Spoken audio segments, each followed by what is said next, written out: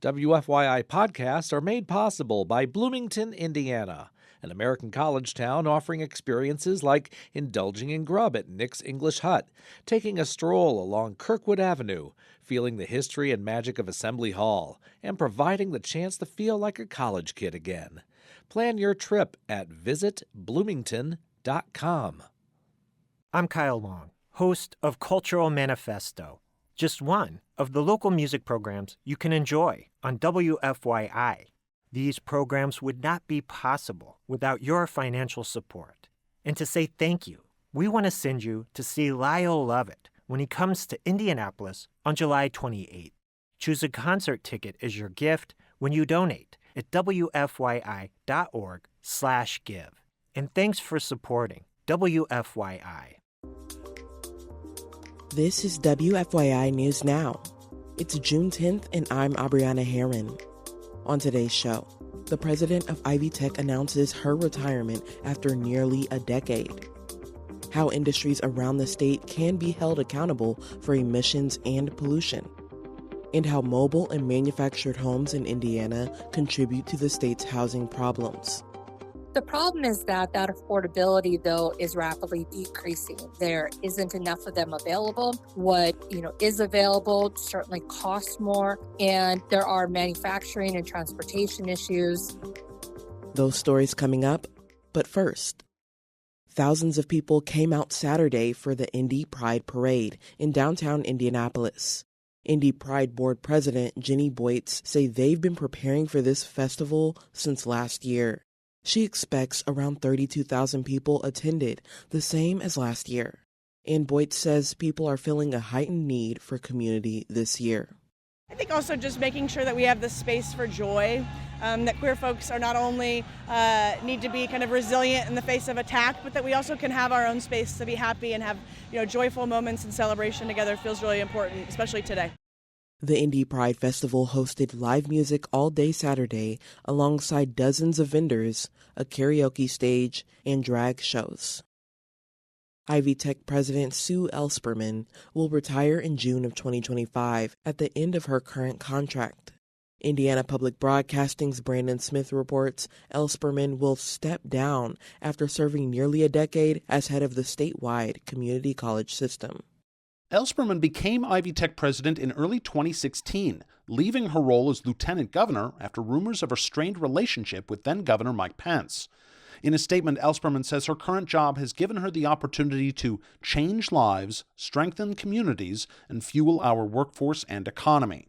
She highlighted what she views as major accomplishments of her tenure, including adoption of a flat-rate tuition model for full-time students, partnerships with public and private colleges and universities, and expansion of the college's nursing program, which is the top producer of associate-level nurses in the country.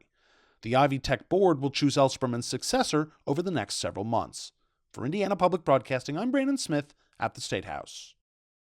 How can industries around the state be held accountable for emissions and pollution? One of our listeners wanted to know. As Indiana Public Broadcasting's Violet Cumber-Weiland reports, one expert points to stricter regulation, financial incentives, and community help.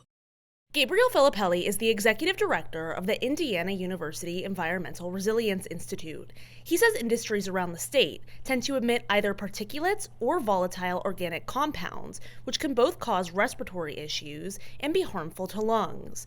Filippelli says one way to reduce emissions of these particles is to put stricter regulations in place. If we continue to want cleaner air and less dramatic climate change, we'll continue making those more protective for human health, so make those guidelines even more strict. However, he says industries can cheat these emission standards as they are not being monitored 24/7. For Indiana Public Broadcasting, I'm Violet Cumber-Weiland.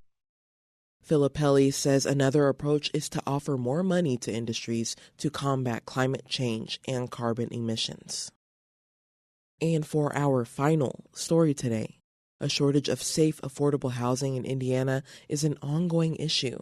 WFYI's Jill Sheridan reports a new analysis digs into how mobile and manufactured homes in Indiana contribute to the problem. The report from the Fair Housing Center of Central Indiana highlights how mobile and manufactured home affordability has changed, says Executive Director Amy Nelson. The problem is that affordability, though, is rapidly decreasing. There isn't enough of them available. What, is available certainly costs more, and there are manufacturing and transportation issues. Mobile homes account for about 4.5% of occupied housing units in Indiana. The report examines the increased impact of private ownership of mobile home communities. There are also concerns about the habitability of mobile and manufactured homes. Health code violations in Marion County increased more than 220% in the past 3 years. The report offers recommendations on policies to add more protections for people who live in these communities. I'm Jill Sheridan. That's all for today's episode of WFYI News Now. Our podcast is produced by the following people who live in your community: Drew Daudelin, Kendall Antron, who composed the music for this podcast, and me, Abriana Herron. Our news director is Sarah Neal-Estes. If you like today's episode, remember to subscribe and share, and follow WFYI on Instagram, Facebook, and YouTube to check in on our newsroom throughout the day. Thanks for listening. We'll be back tomorrow. WFYI podcasts are made possible by Bloomington, Indiana, an American college town offering experiences like indulging in grub at Nick's English Hut, taking a stroll along Kirkwood Avenue, feeling the history and magic of Assembly Hall, and providing the chance to feel like a college kid again. Plan your trip at visitbloomington.com.